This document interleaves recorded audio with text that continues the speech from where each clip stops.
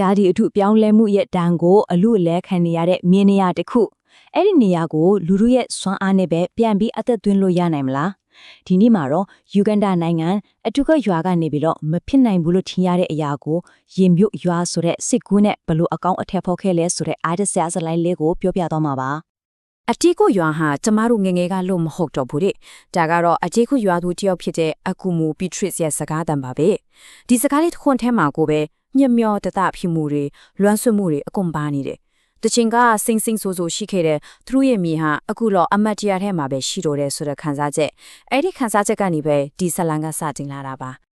ါဒီပုံထဲမှာမြင်နေရတဲ့မြင်ကွင်းကတော့သူတို့ရင်ဆိုင်နေရတဲ့ကြမ်းနဲ့အရှိတရားပါပဲတချင်ကစိုက်လို့ပြိုးလို့ရခဲ့တဲ့မြေတွေဟာအခုလိုမြေစီးလွှာပျော်စီးမှုကြောင့်6တွေ့ကွယ်အပ်ပြီးဘာမှလုပ်လို့မရတော့တဲ့အခြေအနေကိုရောက်နေပါပြီ။ကောင်းပြီ။အပိုင်းတဲ့အနေနဲ့ပျောက်ဆုံးသွားတဲ့အမတ်တရားတွေအကြောင်းရင်းပြောကြရအောင်။ဒီလိုအခြေအနေမျိုးကိုအတဲကိုရွာဘလို့ရောက်သွားခဲ့တယ်လေ။ပျက်စီးနေတဲ့ဂီဟာစနစ်ကနေမွေးဖွားလာတဲ့စင်ခေါ်မှုတွေကဘာတွေလဲဆိုတာကိုအရင်ဆုံးလေ့လာကြည့်ကြရအောင်ပါ။ဒီဂီဟာစစ်စနစ်ကြီးတစ်ခုလုံးပြိုလဲသွားတဲ့အခါသူ့ရဲ့နောက်ဆက်တွဲဆူချိုးတွေကဒေါ်မီနိုလိုပါပဲ။တစ်ခုပြီးတစ်ခုလိုက်လာတော့တာ။ဥပမာရုတ်တရက်ရေကြီးလိုက်မိုးခေါင်လိုက်နဲ့ရာဒီဥတုကအရန်ကိုဆွမ်းရောက်လာတယ်။အဲ့ဒီအခါမှာမြေစီလွာတွေကပိုပြီးတိုက်စားခံရတယ်။ဆူးချိုးမှုတွေများလာတယ်။အဲ့ဒီကနေတဆင့်ဘာဖြစ်လဲဆိုတော့စိုက်စရာမြေမရှိတော့ဘူး။တောက်စရာရေကလည်းရှားပါလာတယ်။ဒါတွေအားလုံးကနောက်ဆုံးမှာတော့လူတွေရဲ့နေစဉ်ဘဝကိုတိုက်ရိုက်လာပြီးချင်းချောက်နေတော့တာပေါ့။ဟုတ်ပါတယ်။ပဝင်းချင်းပြဿနာတွေကနေလူမှုရေးပြဿနာတွေအထိကူးဆက်လာတာပါ။ရေတို့စာနရီခါတို့လိုအခြေခံအချင်းဆုံးလိုအချက်တွေရှားပါလာတဲ့အခါမှာ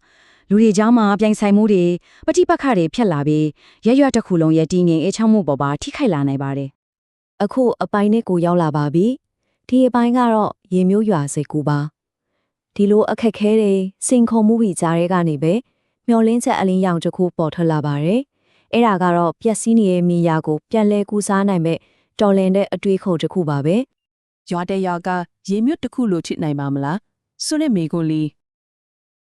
ဒီလိုအရန်ရိုးရှိတဲ့မိခွန်းလေးကပဲအရာအလုံးကိုပြောင်းလဲစေမဲ့အဖြေတစ်ခုစီလို့လမ်းဖွင့်ခဲ့ခဲ့တာပါ။ရေမြုပ်ရွာဆိုတာဘာလဲလို့မင်းရင်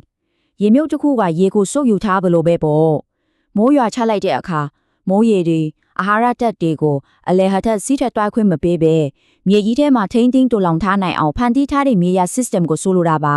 ။ဒါကတော့ရေမြုပ်ဖြော်ရဲ့အနာဂတ်ပုံရိပ်ပါပဲ။မြေအောက်မှာရေနဲ့အာဟာရဓာတ်တွေကိုတူလောင်ကန်ကြီးတစ်ခုလိုထိန်းသိမ်းထားမယ်မြေပေါ်မှာတော့လူထုနဲ့တဘာဝတရားတို့အတူတကွရှင်တန်ကြည်ထွားနေတဲ့စိမ့်လန့်ဆိုပြတဲ့နေရာတစ်ခု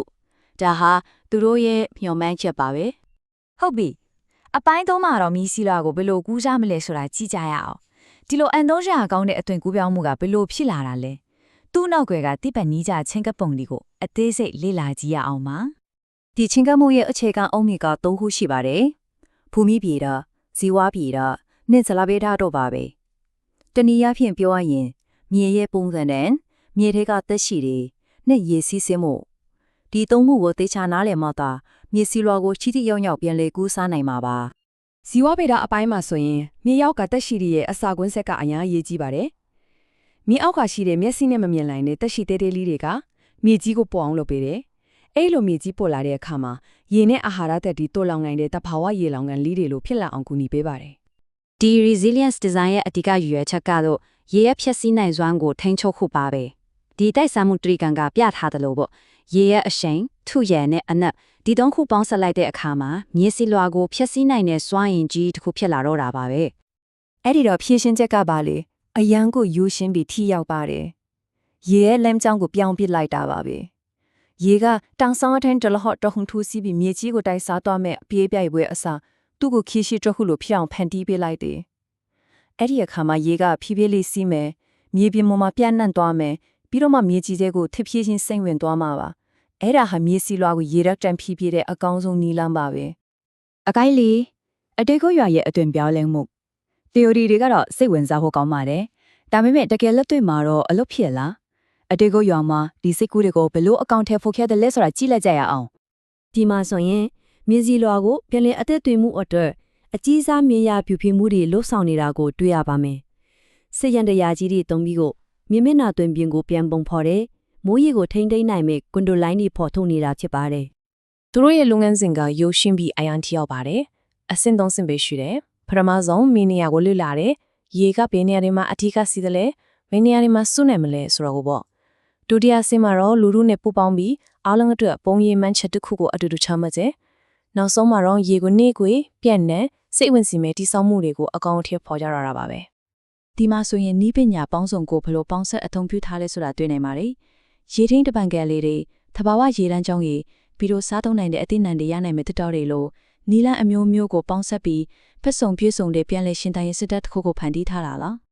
နီးပညာတွေကဘလောက်ပဲကောင်းကောင်းဒီအပြောင်းလဲရဲ့တကယ်တွေ့အကောင်းတွေကတော့ရက်ရွာလူတို့ကိုယ်တိုင်ပါပဲဒီစီမံကိန်းရဲ့အတိတ်ကလုံသားကသူတို့ပါပဲသူတို့ရဲ့လက်တိနဲ့သူတို့ရဲ့အနာဂတ်ကိုပြက်လဲပုံဖော်နေကြတာပါ ကဲနောက်ဆုံးပိုင်းဖြစ်တဲ့အပိုင်း9ကိုရောက်လာပါပြီကြံ့ကြံ့ချန်နိုင်စွမ်းအတွက်စံနမူနာတစ်ခုပေါ့အတီကိုရွာရဲ့ကျိုးပိုင်းမှုကနေဘလို့အကျိုးကျေးဇူးတွေရရှိခဲ့တယ်လဲပြီးတော့ဒီပုံစံကတခြားနေရာတွေအတွက်ဘလို့မျော်လင့်ချက်တွေယူဆောင်လာနိုင်မယ်ဆိုတာကြည့်လိုက်ကြရအောင် ရေစီလွှာကိုပြောင်းလဲကူစားလိုက်တဲ့အခါအရာအလုံးကတိတိတတာပြောင်းလဲသွားပါတယ်တချင်ကရှာပါခဲ့တဲ့ရေကအခုဆိုရင်စိတ်ချရတဲ့အရင်မြဖြစ်လာတယ်စိုက်လို့ပြောလို့မရခဲ့တဲ့မြေတွေကအတီးအနက်နီတီးပွင့်လာတော့စားနရိခါဖူလုံလာတယ်လူတွေအတွက်စီးပွားရေးအခွင့်အလမ်းတွေပါပေါ်လာပြီးရည်ကြီးတာမိုးခေါင်တာတွေကိုလည်းတဘာဝအတိုင်းကာကွယ်ပြီးသားဖြစ်သွားပါတယ်ဒီတော့အရဲကောရဲ့အကြီးမားဆုံးအောင်မြင်မှုကမြေယာကိုပြန်လဲရှင်းတန်းစီတာတစ်ခုတည်းမဟုတ်ပါဘူးအဓိကကတော့လူထုကသူတို့ရဲ့အနာဂတ်ကိုသူတို့ကိုယ်တိုင်ပြန်လဲပိုင်ဆိုင်ခွင့်ရသွားတာပါပဲဒါဟာကိုအားကိုနိုင်စွမ်းကိုပြန်လဲတိဆောက်လိုက်တာနဲ့အကျူတူပါပဲ အထီကိုရွာကတော့သူတို့ရဲ့မြေကိုရေမြုပ်တစ်ခုအဖြစ်အောင်မြင်မြင်ပြောင်းလဲနိုင်ခဲ့ပါပြီအခုစဉ်းစားဆရာရှိတာကကဘာပေါ်မှာဒီလိုပဲ